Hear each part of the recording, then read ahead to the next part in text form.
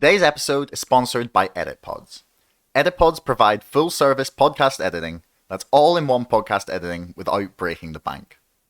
Now, one of the biggest problems that I have when running this podcast is the time it takes to edit, clip, upload, and post my podcast in all of the right places with some new artwork, links, descriptions, and all of the jazz that comes along with it. Now, what EditPods do is help podcasters skip all the hassle and focus directly on making the best show possible, freeing our minds to help hone the craft instead of spending time writing copy and doing transcripts and finding links, all of these time-consuming activities. So, EditPods work with podcasters that want to focus their time on areas of excellence and take the rest off their plate. If that sounds good to you, you can use the coupon code CHATTER to get $30 off Basic or Plus, or $50 off of Premium for the first month. That's CHATTER, CHATTER, for $30 or $50 off your first month at EditPods. Make podcasting fun again. Let's just go for this. Whilst everything is working. Sure thing. So, hello everyone. Welcome to another episode of Chatter. Today I am here with Dr. Michael Robinson from the University of Hartford. Michael, welcome to the show. Thanks, Josh. Thanks a lot. Not a problem. So you are the author of the book, The Lost White Tribe, and host of a rather wonderful podcast, the name of which right at this very second completely escapes me. Time to eat the dogs. Time to eat the dogs. That is it. So, so I've been listening to the podcast, enjoying some of your musings on exploration and world history. But I'm curious where your fascination with the idea of exploration and sort of these historical wanderers began. Well, I studied biology in college and was really interested in science. And then I worked in a lab for a couple of years and I thought, I'm really into the science part of this, but the actual doing of science, the sitting at the lab bench and dissecting animals and trying to come up with grant money, that didn't really appeal to me as much. So I went back to school. I got a graduate degree in the history of science because that's where all of the discoveries come from, the stories of discovery. And that's what I figured out I was really interested in was how do people use creativity to come up with new things? And that gradually led me, I thought I was going to be working on 20th century science, biology, DNA. But my advisor was really interested in 19th century biology. And that's really all about people like Darwin going out on voyages, collecting specimens, trying to figure it out. So I really kind of got pulled into exploration from the science side. And my first book was on Arctic exploration in the 19th century, early 20th century, the attempt to reach the North Pole. And really from there, I was kind of hooked because exploration has so many different aspects to it and so many different realms that it's just the gift that keeps on giving. I never get really tired of it. What drew you to the Arctic exploration? I was really curious about that. Because if someone thinks about the different lands and worlds that have been explored around the planet, the Arctic isn't the one that you would maybe assume people would jump to first in terms of interest or just a story that people would find as maybe just on the surface at least to be as fascinating as discovering the Caribbean or America or the India or parts of Africa. These all seem like the glamorous quote unquote parts of exploration. What drew you to the Arctic instead? Well, for me, in graduate school, when I'm looking at I became really interested in exploration and science. And one of the weird things about it was I was at the University of Wisconsin and I would go to the State Historical Society because they had such a fantastic collection of exploration books. And I would just wander the stacks looking at all of these books on exploration. And if you went to the stacks on Arctic exploration, they were packed. There were hundreds and hundreds of books written by explorers or by biographers of Shackleton, Robert Peary, Roald Amundsen, name after name after name of these famous polar explorers. And yet no one in my field was writing about it. No one who was interested in the history of science was interested in it, because I think a lot of these expeditions were really not interested in doing science per se, but really either planting flags or trying to, what today we might call soft power, showing off the prestige of their nation by doing something really cool, like going to the moon or winning the Olympic hockey game, that sort of thing. So I found that was really a niche. I was like, I wonder if there's a bigger story here. I wonder if Arctic exploration is something that we can look at and take seriously from a scholarly point of view. And so that's what that first project was about.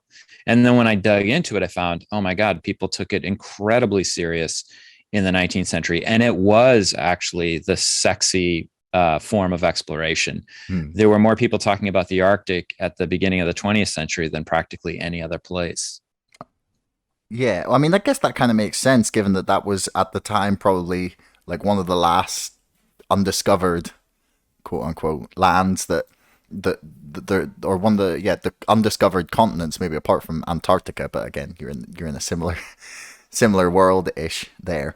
So, what do you think it was that drove these early explorers? Because if you rocked up in 1850 in northern Canada, you wouldn't be you'd probably look and say, wow, that's beautiful, but you wouldn't, or most people at least wouldn't think, let's see how far into this barren wasteland we can go that is attempting to kill us at all sides because of polar bears or the freezing temperatures. And like what do you think drove them to do that?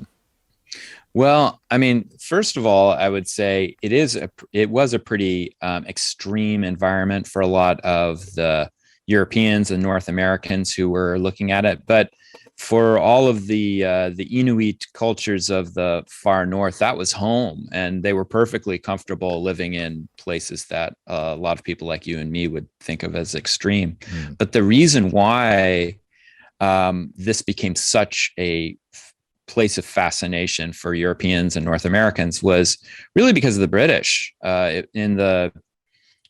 Really after the discovery, or I should say the arrival of Columbus in the Americas in the late 1400s, a lot of people think of that as being a kind of a great opportunity, but for a lot of Europeans, they saw the American continent as a giant obstacle. They didn't want to go to the Americas. They wanted to get to Asia. Asia was where you had silk and spices and tea and opium. The American continent, it remained to be seen how you would make a profit out of that. So for Great Britain and for a lot of Northern European countries, the goal was, how do we get around the American continent to get to the good stuff, to get to the spice trade, or to get to India? And so the search for the Northwest Passage, right, a passageway that would go over North America to get to Asia, became very, very popular from really the time of Henry VIII forward. And for centuries, people, primarily the British, tried to do this unsuccessfully. But in the 19th century, after the defeat of Napoleon, the British Admiralty found itself with all of these extra ships.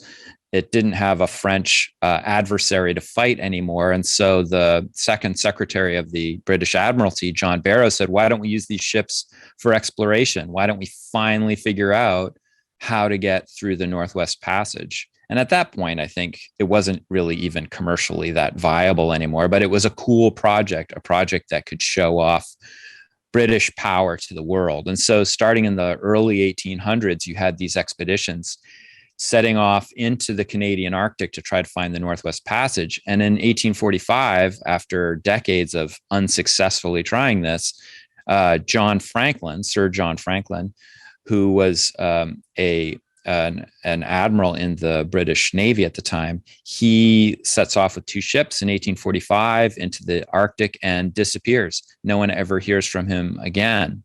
So there are a bunch of rescue expeditions that go up, and even the Americans get enlisted. So the American Navy sends an expedition to try to find John Franklin. They don't find him, but they do find evidence of a winter camp. And that really begins to suck American audiences into the Arctic as a place where they can compete with other countries, where they can show off their prowess and their technology and their heroism. So that's really how the Americans kind of get sucked into that. And then by the late 19th century, after it's clear that Franklin is dead and the mystery is more or less solved, people start finding other goals in the Arctic, like trying to get to the North Pole first. Mm. So the people who were going on these expeditions, maybe not a lot of, but there would be a school of thought in the modern day that would see them as like colonizers and people to perhaps be villainized. And then there's another school of thought in a more, maybe not quite traditional, but like the more, I don't know what the word I'm looking for here is, but the older way of looking at these people was like pioneers and explorers and like people, trying to find the next frontier.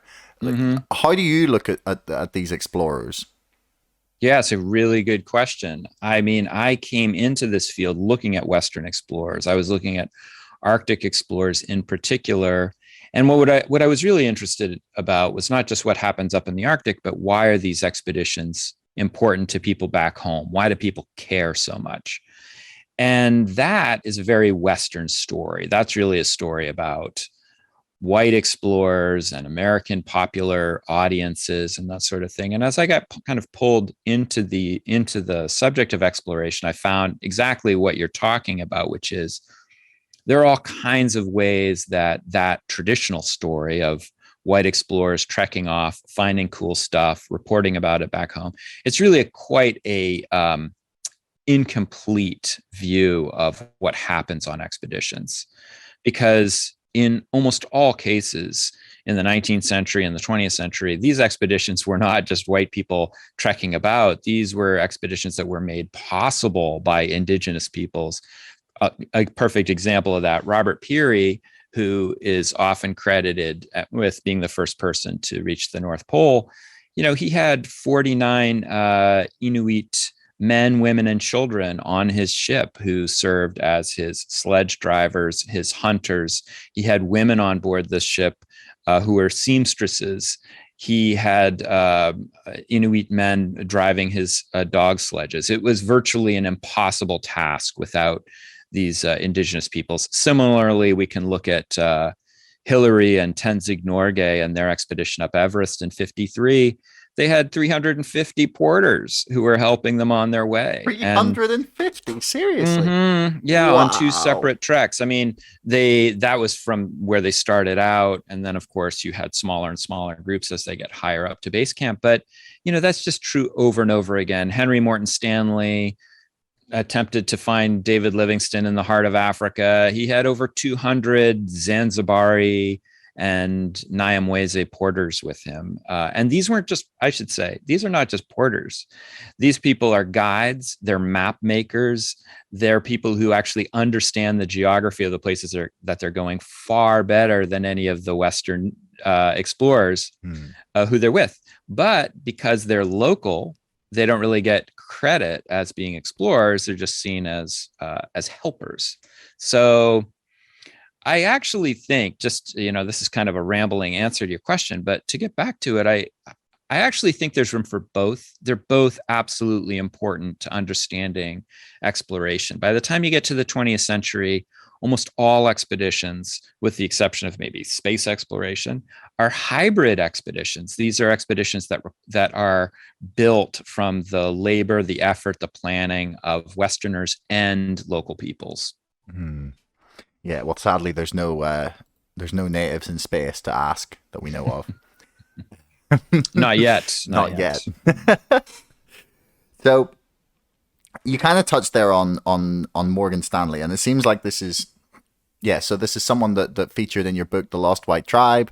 And yeah, so I'd like to go like a little bit further into him, but like before we start, maybe it'd be useful if you gave like a bit of a summation of what that book is about and the Hametic hypothesis.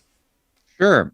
So the Lost White Tribe, my second book, really grows out of this weird thing I found in my first book, which was I was doing all this research on explorers that were going to different places in the world, but particularly the polar regions. And there was this Canadian anthropologist explorer by the name of Vilmer Stephenson. Stephenson headed into the Arctic in 1910. This was right after Robert Peary came back from the Arctic saying he had reached the North Pole. And Stephenson, I think, was a little bit deflated by that because that seemed to be the big goal in the Arctic. Mm. But he was trained as an anthropologist, and he thought, you know what, instead of discovering unknown geography, I'm going to discover unknown peoples. And so he trekked up into the high Arctic and he found a group of people, or rather, it came across a group of people, didn't find them, but came across these people who are today called the Copper Inuit. They live on Banks Island in the Arctic archipelago. But he noticed that a lot of them had reddish hair and kind of light complexions. And he came back to the United States saying he had found a group of what he called blonde Eskimos. And I thought, this is the strangest story in the world. I didn't know what to do with it at the time, but I just kind of tucked it in a file, not really knowing what to do with this. And it seemed like everybody wanted to somehow explain how these people ended up being blonde. Were they actually mixed race people who had some kind of intermarriage of Inuit and, let's say, British explorers that happened years ago? No one really knew. And then as I started like collecting this, I started finding other accounts of this, of people, explorers and researchers finding people who looked white in places you wouldn't expect them, in Central Africa, in the Himalaya, in Panama, in Tibet. And so the book, The Lost White Tribe, is really a book that tries to explain what's going on here, that in the late 19th century, people start finding white people all over the world, or supposedly white people. And the reason why Stanley is so important is because actually Henry Morton Stanley becomes famous for finding David Livingstone, this British missionary out in on Lake Tanganyika in East Africa. But he goes back to Africa years later looking for the source of the Nile. And in the process of doing that, comes across a group of people who he says look white. They look like, as he puts it, Greeks in white shirts. And he starts collecting information about them. He finds this mountain on which they're supposed to live. He reports about it back home to the New York Herald. And this becomes a huge story. And so using Stanley's kind of report of finding this white tribe in Africa, the book basically unspools outward from there and says, you know, there actually was a whole scientific theory about why you would find supposedly white people in places you wouldn't expect them. And these anthropological theories of like a kind of ancient white race that populates the world was incredibly popular. You could see it in linguistics, you see it in population biology, anthropology, archaeology, and that it really framed the way people looked at discoveries like the ruins of Great Zimbabwe, or the pyramids, or the mounds of the mound builders in North America. And there's no evidence today for any of these stories of an ancient white migration being true, but they were powerful ideas nevertheless, because they influenced people and shaped the way they thought about the world. And more than that, they shaped the way indigenous people thought about the world. There are still to this day groups of people in Africa who believe that they essentially have origin stories from white or proto-white groups outside of Africa. So anyway, it's a big and complicated story, but it's basically kind of a story about racial ideas over time. Yeah, this kind of gets to what we were talking about just before we started recording. That your book is, you know, it's an exploration book masquerading, or sorry, it's a human psychology book masquerading as an exploration book. Yeah. Because, and I find it fascinating that people can start to see traits of things that they they miss. And this is something that I know you've touched on a lot before. And I was, and I asked this when we tried to do the podcast the other day. I feel it's a good question. So, what was it like? I know you went through Morgan Stanley's like different drafts of watching through his drafts of diaries and stories and watching this like myth of this lost white tribe in Africa emerge. Did it feel like he was creating fiction?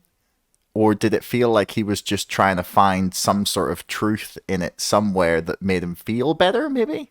Yeah, that's a great question because, Stanley is, first of all, Stanley is reviled by many people and for pretty good reasons. I mean, he went into Africa on a number of different expeditions. And although he counted Africans as people who were very important to him, he had personal relationships with them. He brought some African assistants back to live with him in London. At the same time, his expeditions led to an incredible amount of bloodshed. And he was also a very insecure person who was perfectly happy to exaggerate, embellish, or even lie when when given the opportunity. I mean, he was a kind of a tabloid newspaper writer in a lot of ways. Much like our prime minister. That being said, I actually think Stanley's interest in these people that he calls white was actually sincere. And I think it grew out of a bunch of different things. One, and this was not unique to Stanley. Western explorers went to Africa, assuming that Africans, right, this massive population of diverse peoples, were more or less the same. And we now know that the genetic diversity of Africans is greater than any other population in the world. And that you can go 200 miles within Africa and find different languages, different physiognomic traits, different heights. And I think this is clearly what's happening to a lot of explorers is they're moving from village to village and they're seeing these quite different traits, physical traits in people. And then they're kind of piecing it together because in fact, a lot of these reports of so-called white tribes has nothing to do with the color of skin. It doesn't have to do with whiteness. It has to do with these other traits. So for example, when guys like John Hanning Speke, a British explorer, goes into certain areas, he sees groups of people who are the Batutsi and the Bahutu of Rwanda. And he notices physical differences in these groups, high cheekbones, different ways of different cultural habits, long aquiline noses. These get interpreted as race, right, because of things that connect with what he knows. And I think in Stanley's case, Stanley was also a very lonely man, and he was in Africa for 3 years. And I think to some degree, he was eager to see people who looked like him. He has passages in his book where he says, this African reminds me of Thomas Jefferson. This African reminds me of this guy I know back home. And it's supposition on my part that that's the reason why he saw these groups of people that way. But I do know that he was eager to find people that he could connect with in Africa. And I think race became one of those powerful ways. Hmm. Do you think it's possible that maybe some of the characteristics of some of these people were just like reminding them of like different people? Because I mean, I find that sometimes I'll meet someone from like a completely different country, but like you're like this guy I know, like you've the like just maybe in the way they carry themselves or the way they use their hands or the way they like move their head when they talk, or sometimes I'm like, how. Or for example, a friend of mine and his girlfriend are like characteristically like they're from one's from Northern Ireland, one's from Spain, and then they're like some of the things they like say and do and the way they do it. I'm like, how have you developed these like identical things independently?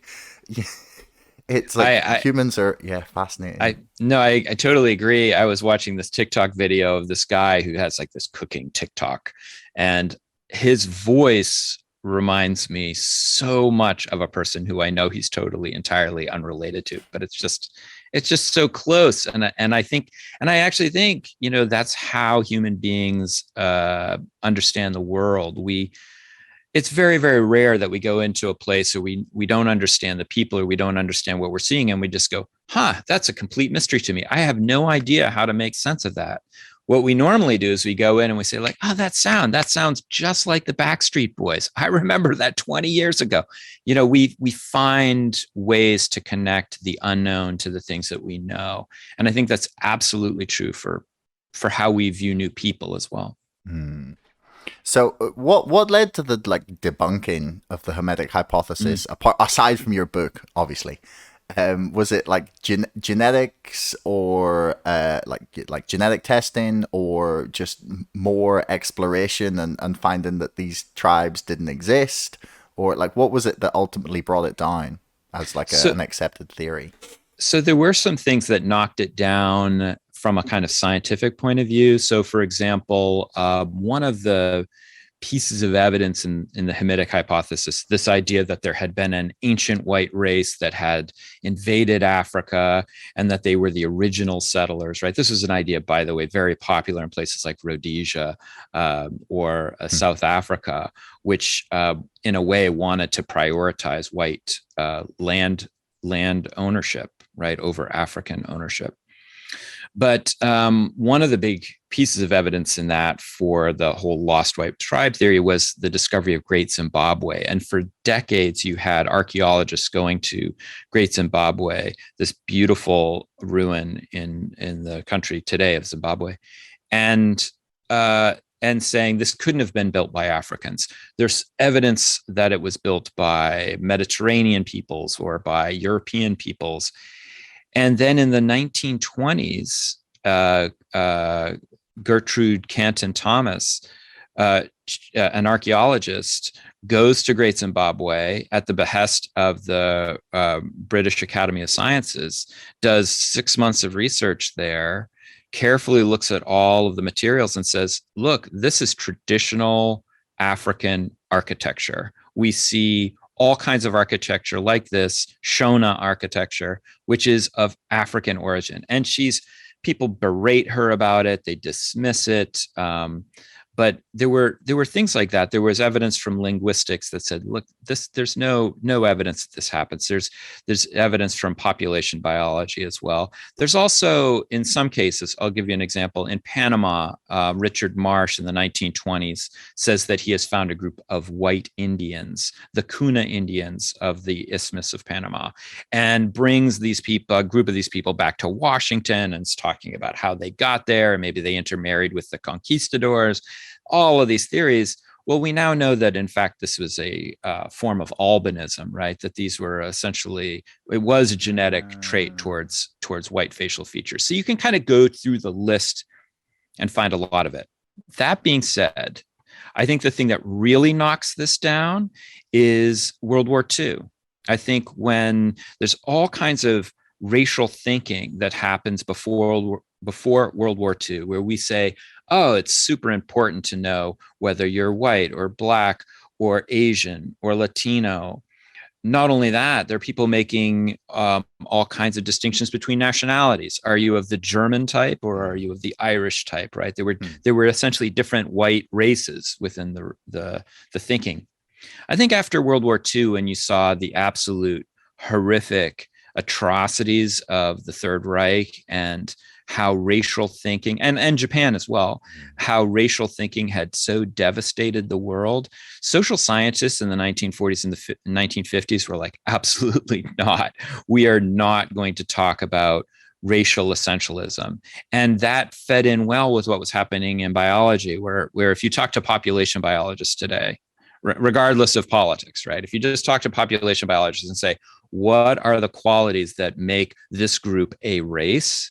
What they'll say to you is race is a useless concept when it comes to science. There's such a heterogeneous mix of people that you want to call African or Asian or Latino. And if you look at it at a genetic level, it just actually doesn't even make sense. So I think it's really almost more for social reasons than for scientific reasons in the 40s and 50s that people begin to say enough of this whole Hametic hypothesis idea. Like, so some of the things that I've heard you like point into as some of the other pieces of the puzzle that's like they tried to cram into place, being like architecture, language, some of the stories and the myths and legends that people told.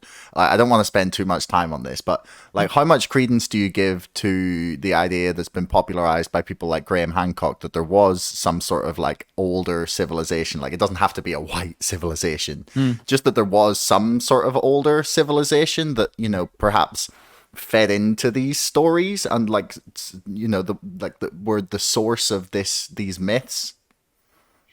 I mean, today I get emails like every day almost from this TED Talk with people giving their theories about where these kind of highly civilized ancient peoples came from and how they dispersed through the world. And you can see evidence here and it looks like evidence here. It's like people comparing the pyramids to ziggurats to Aztec temples and saying, well, the structures look the same, therefore there must be a cultural connection, therefore there must have been a civilization underneath that.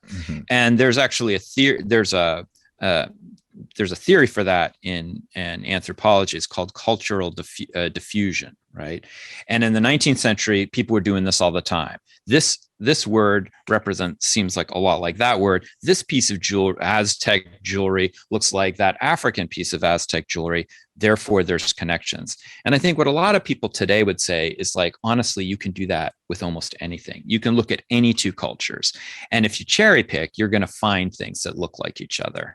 But that to make the claims that there are connections between them and that those connections go back, you just need a lot more evidence than that. As for really sophisticated ancient civilizations, I mean, we know that there were really sophisticated ancient civilizations. I mean, since the beginning of writing, we can see incredibly sophisticated societies in Mesopotamia and Egypt and in Great Zimbabwe and Africa. You can see, and in China, right, all over the place. As for ones that exist prehistorically before writing, I have no idea. I mean, I really can't, speak to it. Yeah, well, I mean, there's a huge debate going on about like what's it called, Göbekli Tepe, the place they found in Turkey that's 14,000 years old.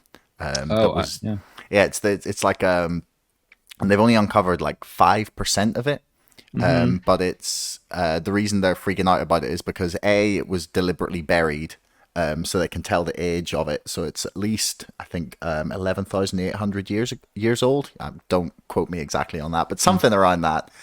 And they're like, the debate going on is like whether it was hunter-gatherers that built this thing, because there's like some huge like megalithic stonework, and it's like aligned perfectly to true north, I believe, or at least some of the buildings.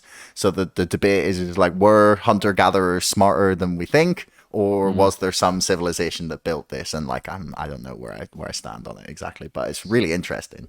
Well, I put in I put my money on hunter gatherers as being smarter than we think, because I think what's his name, Hariri, the guy who wrote the book *Sapiens*, has a good piece on this, which is like, actually today we live in an age in which you don't actually have to carry that much in your brain. Really, what you need to carry in your brain is the knowledge to know where to access the information that you need. Yeah. You can pretty much find everything you want on YouTube or, wherever you want.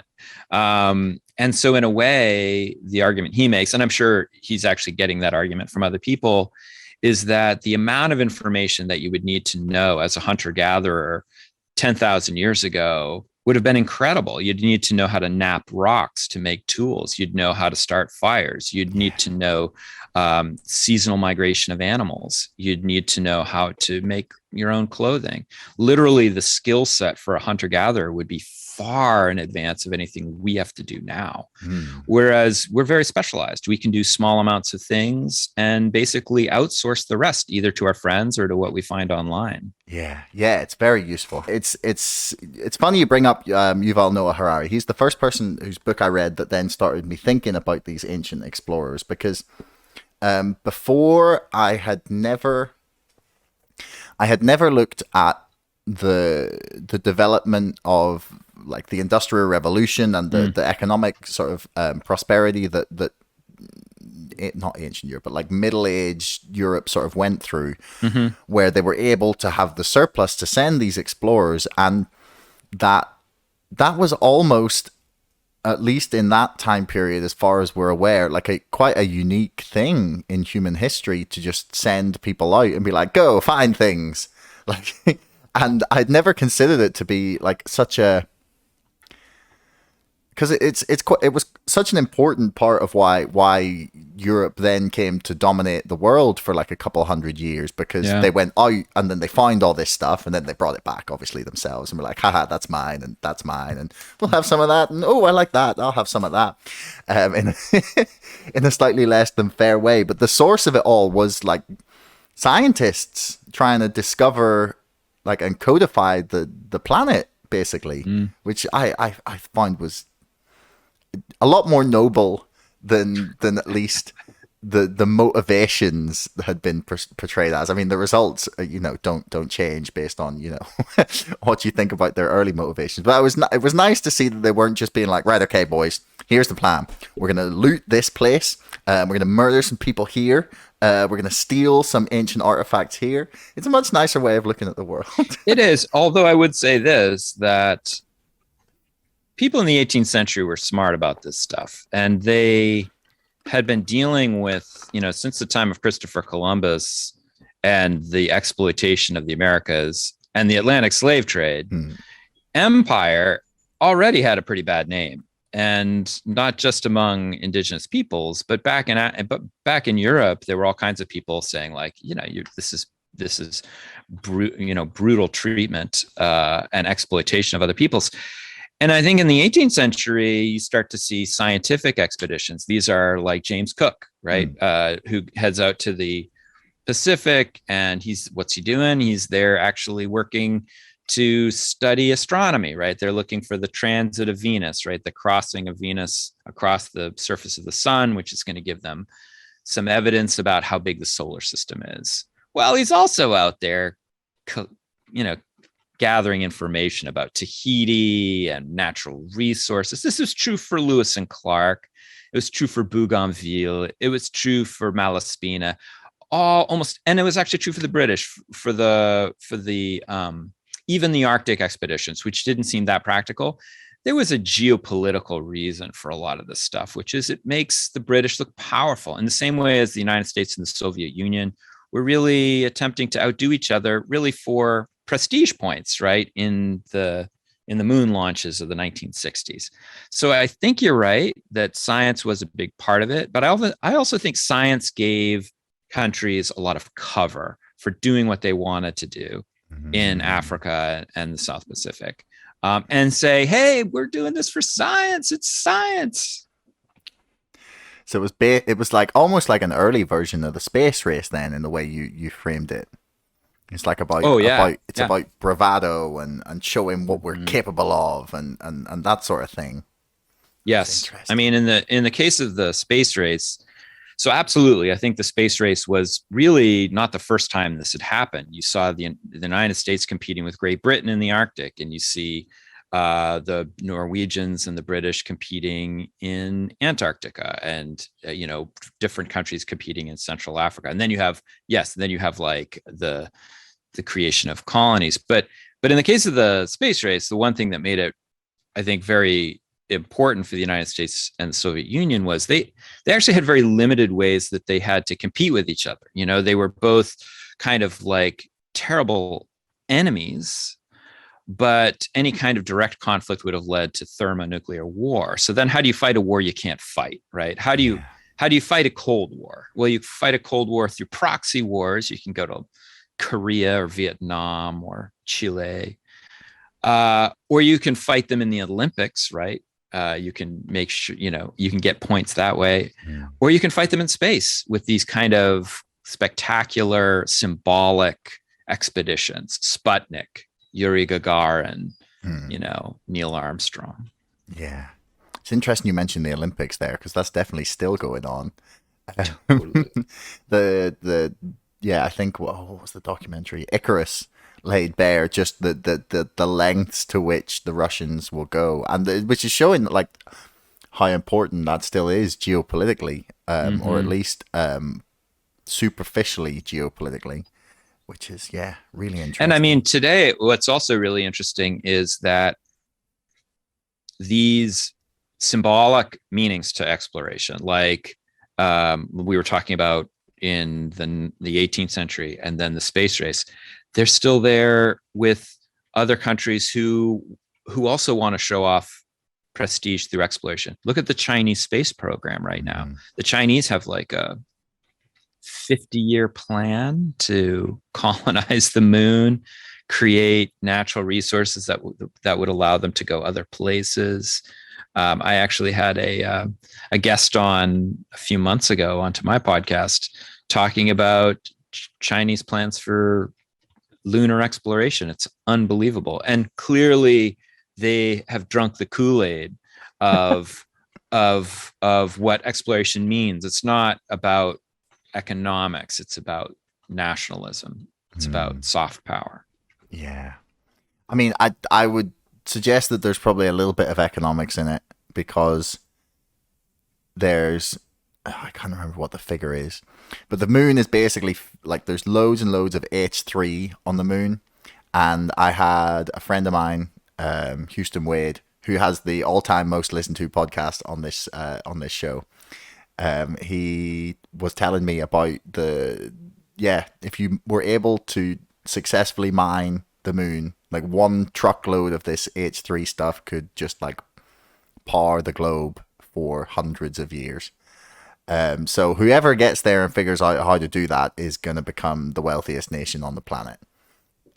So here's my question to you, Josh. Do you think that this is actually the thing driving people to go to the moon or to Mars? Like, I'm going to be rich. I'm going to make so much money off of this.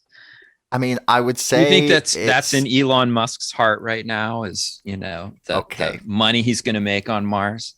So I would say, and you can tell me I'm wrong on this, but I would say that the pioneers, like the people who are saying we have to do it, like the Elon Musks, or the people who were saying we've got to go to the Arctic, we have to do it, like the people who become like the front men, or like women, or they are not motivated by money.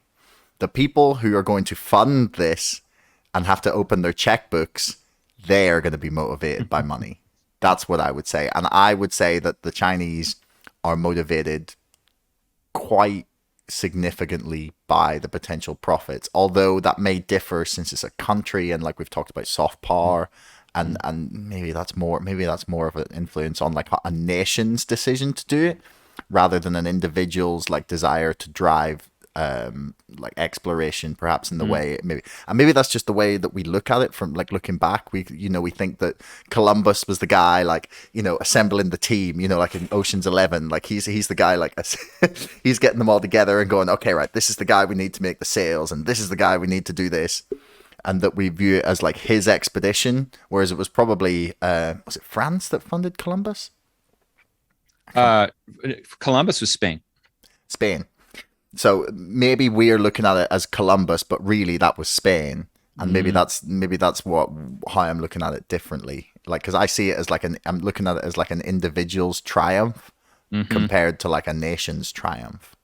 I mean, I think that for years and years, the talk of colonization of Mars, in particular Mars, to some degree the moon.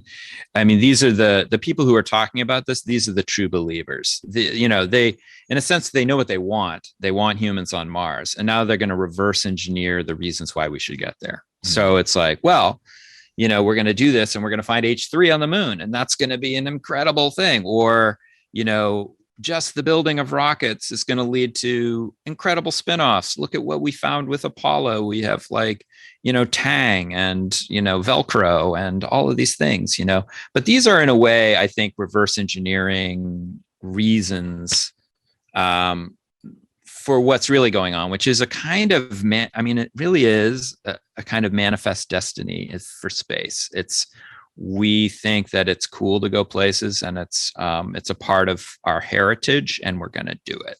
Mm. And all of the reasons that you could throw up against it, such as, the amount of radiation you're going to get just getting to Mars and then trying to shield yourself on Mars.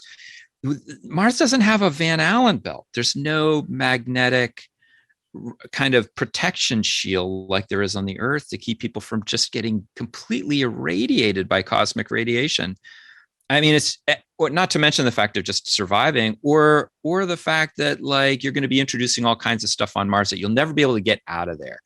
Mars will never be a place that you could study as Martian, because it's after a while just going to be human.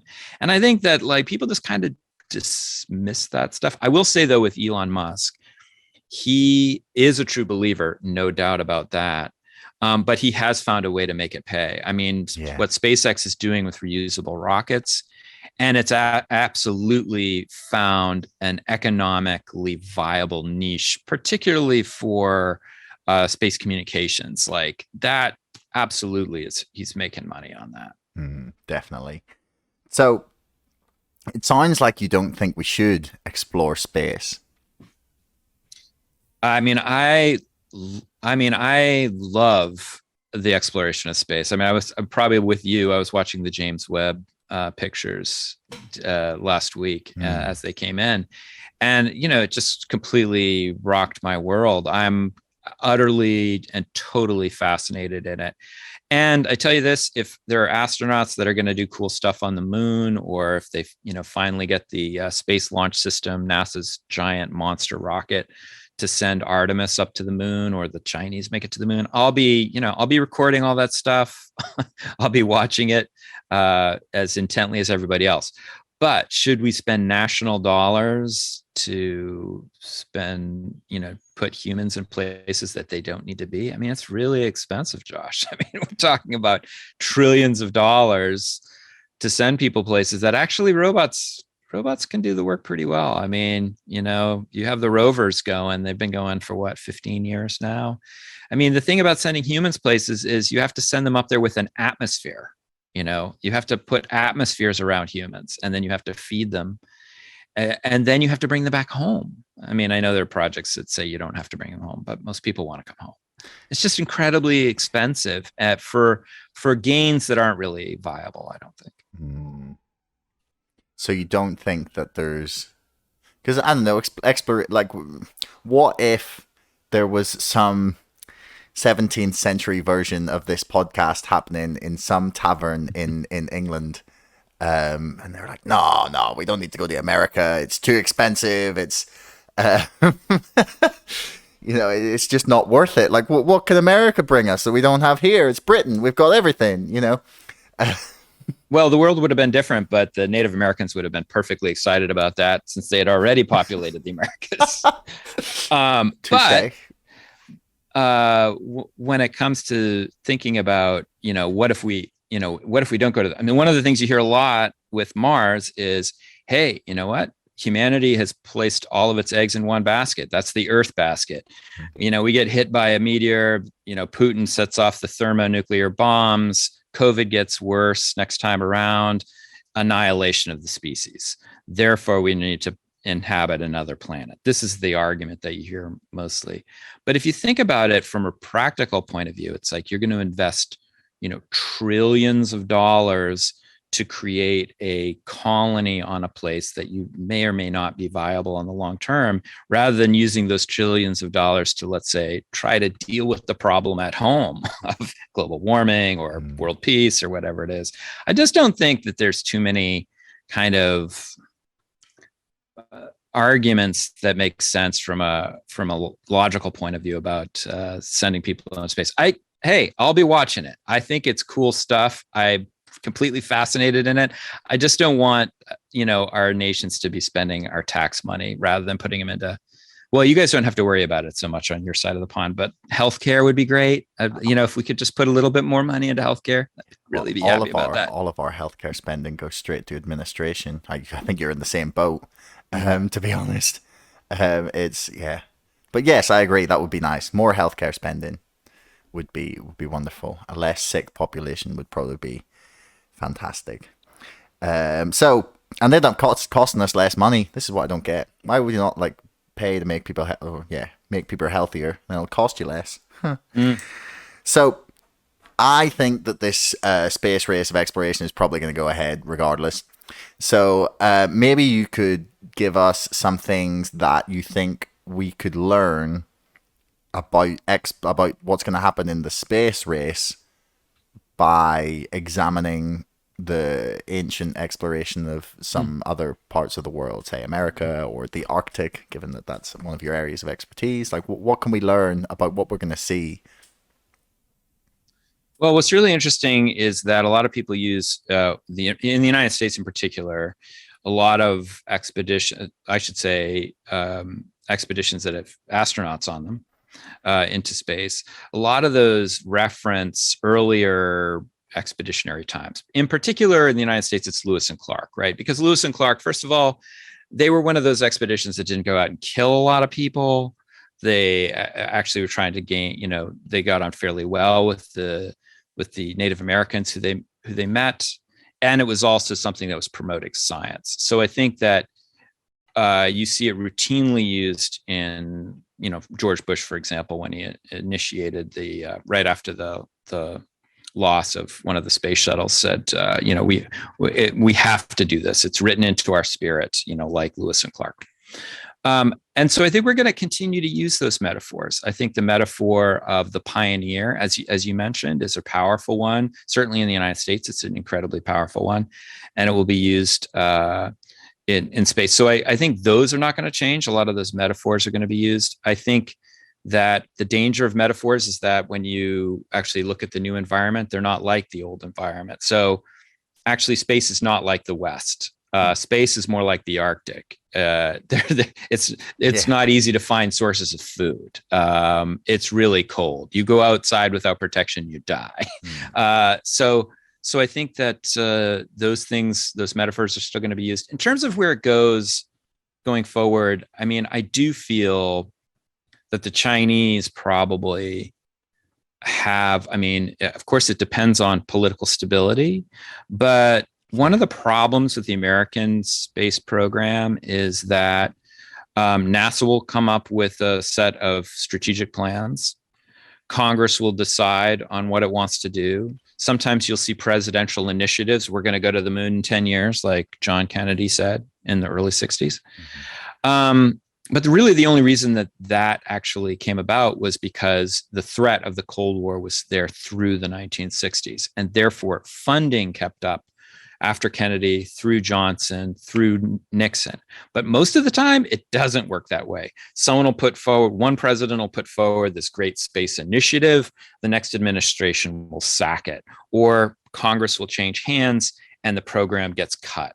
So in the United States, it's very difficult to create these decade-long, 2-decade-long plans that you need for major, let's say, human exploration of space. The Chinese don't have to worry about that. The Chinese do not have to worry about the popularity of programs. They don't have to worry about changing administrations.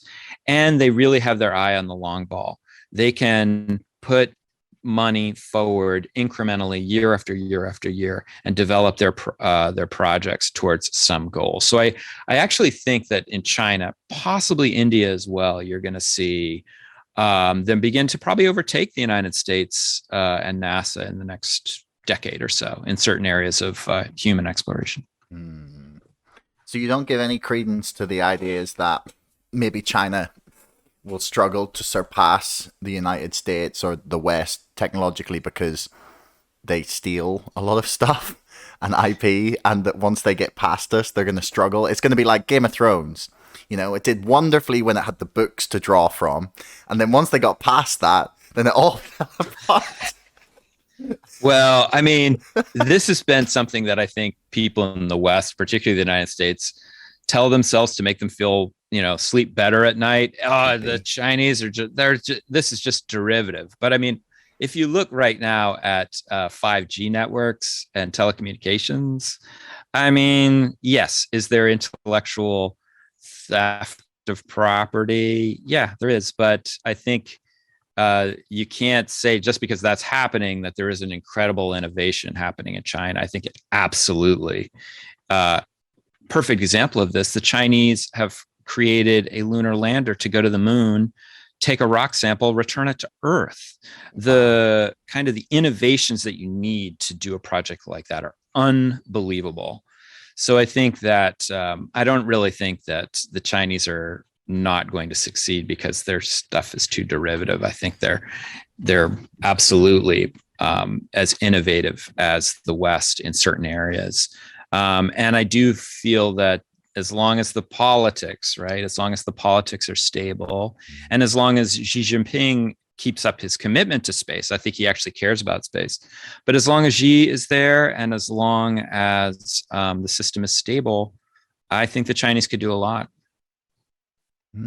Well, I'll be watching some of the moon stuff with great fascination. Mainly because the H3 thing I told you about, it blew my mind when I found that. I was like, hang on, the moon is just like a massive ball of gold if you can figure out how to get it. And then my mind just goes to that Rick and Morty episode where they mine Pluto to nothing because it's full of plutonium. But anyway, Michael, I've taken up a lot of your time, so I really want to thank you. It's been a really fun conversation. So would you like to plug any of your stuff? Well, if people are interested in exploration, my podcast, Time to Eat the Dogs, comes out every 1 to 2 weeks, and I try to get a guest on there that's going to speak about some aspect of it. Actually, what's going to drop in the next week or so is an exoplanet astronomer talking about how James Webb is going to really revolutionize the search for planets and other solar systems. And then I have someone talking about Magellan after that, and then talking about French polar exploration the week after that. And then the two books, The Coldest Crucible and Lost White Tribe, are the 2 books I've written if they're interested in that subject. Yeah, I feel like the exoplanet thing is like we're just staring at a beach and we're looking for grains of sand because they're all there. We just can't see them. I think what I really want to know is, before in the 1960s and 1970s, the search for extraterrestrial life was SETI, where people are looking at radio, essentially putting up radio telescopes and listening for signals. But really, when you're doing that, you're looking for intelligent life that's so intelligent and powerful, they're going to be beaming something powerful enough that we'd be able to hear it. Mm-hmm. But now with exoplanets, you don't have to look for intelligent life. You look at planetary atmospheres and say, are there any biosignatures? Are there things that we don't know how you would make them without life? So, for example, in our atmosphere, oxygen is a product of life. Our atmosphere, 4 billion years ago was not full of oxygen. It is now because of living things. Methane is another biosignature molecule. We now have the ability, Webb and other telescopes have the ability to look at upwards of 10,000 planets and look for biosignatures. So what I'm really excited about is the idea of maybe in the next decade or so, are people going to find biosignatures in other planets that cannot be explained as just chemical reactions? That is going to be a mind-blowing moment, I think. Ooh, that's fascinating. I'm going to have to listen out for that. That sounds really interesting. Okay. So I will put links for your books and your podcast and some of the stuff we talked about in the description below. So yeah, thanks everyone. Thank you, Michael. Thanks, Josh. Thanks for making it all the way to the end of the podcast. If you want to leave us a comment, that would be awesome. Please like, share, subscribe, and if you're listening on Apple, please leave us a review. Until next time, thanks for listening.